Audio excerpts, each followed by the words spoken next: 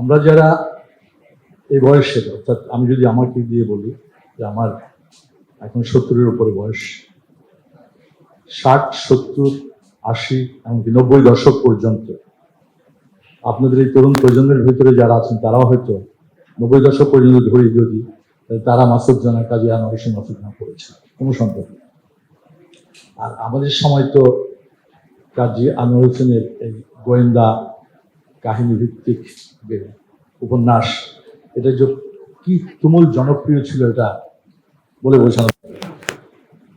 একদিকে ইয়ান ফ্লেমের সেই 007 James bond, আর এই বাংলায় কাজী আনোয়ার হোসেনের অনবদ্য গোয়েন্দা কাহিনী মাসুদ রানা, সমানতালে আমরা দেখেছি এবং পড়েছি। যখন সেই 007 জেমস বন্ড দেখতাম, এখন তো পরিষ্কার মনে আছে যে রজার মুর, শন কনেরি আর অনেক বিখ্যাত বিখ্যাত হলিউডের নায়কদের সেই চলচ্চিত্র, এবং সেটার একটা রূপান্তর লিখিত অবস্থায় পেতাম মাসুদ রানা।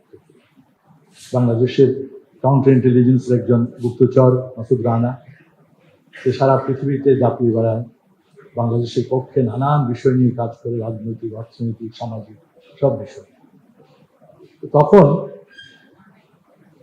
কাগজে পড়া মাসুদ রানার সেই বইটি, অর্থাৎ একেবারে বই আকারে তার সাথে একটু ছোট ছিল যতটুকু আমার মনে হয়, এবং নিউজ প্রিন্টে ছাপা হতো। নিউজ প্রিন্টে প্রতি মাসে বোধহয় বেরোতো বা 3 মাসে বেরোতো, আমার ঠিক খেয়াল। অধীর আগ্রহে থাকতো তরুণ প্রজন্ম। মাসুদ রানা পড়েনি সেই সময়কার 60, 70, 80 দশকের বাংলাদেশে এমন মানুষ খুব কম। সেই পড়া, পরবর্তীতে চলচ্চিত্রে দেখা, এবং আজকে বাংলাদেশের এই অবস্থায় এসে আমরা, সে আমরা, সাগর, আমাদের যারা আছি তারা, সাগর তো মাসুদ রানার কোক ছিল বলা চলে।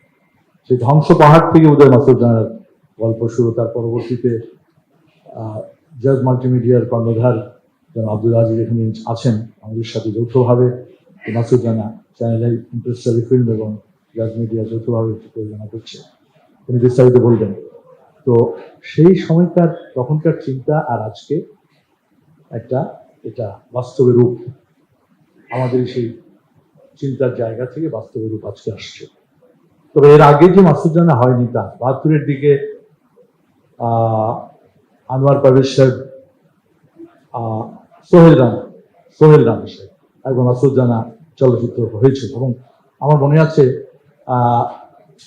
বাংলাদেশ টেলিভিশনেও জনাব আতিকুল হক চৌধুরী, নাট্য ব্যক্তিত্ব, তিনিও একবার একটি নাটকের রূপ দিয়েছেন মাসুদ রানা।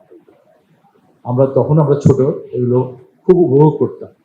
আজকে ইমপ্রেস টেলিফিল্ম, জাজ মিডিয়া মাসুদ রানার জন্য আপনাদেরকে দেখেছে, আসন্ন ঈদে এটি মুক্তি পাবে।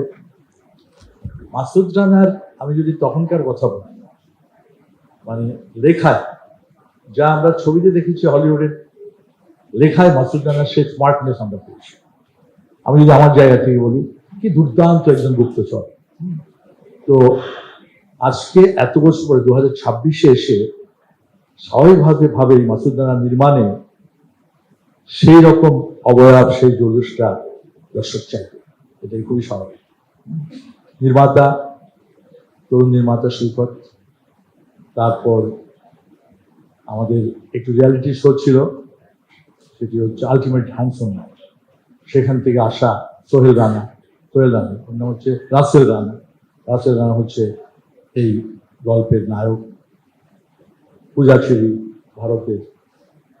সব কিছু মিলিয়ে আসন্ন ঈদে তো আমরা আশা করছি দর্শকরা চলচ্চিত্রে, টেলিভিশন, সিনেমা হলে একটা ভালো জিনিস দেখতে পাবে। আমি কথা বাড়াবো না, বিস্তারিত বিষয়ে জনাব আব্দুল আজিজ বলবেন। তারপর এখানে নির্মাতা আছেন, তিনি কথা বলবেন, সৈকত, আমাদের রাসেল রানা আছেন, তিনিও কথা বলবেন। সবকিছু মিলিয়ে আমি আপনারা এখানে যারা এসছেন তাদেরকে আরো একবার ধন্যবাদ জানাচ্ছি এবং আশা রাখছি এবারে ঈদে ভালো একটি সিনেমা বাংলাদেশের দর্শকরা দেখতে পাবে। আপনি সবাইকে অনেক ধন্যবাদ।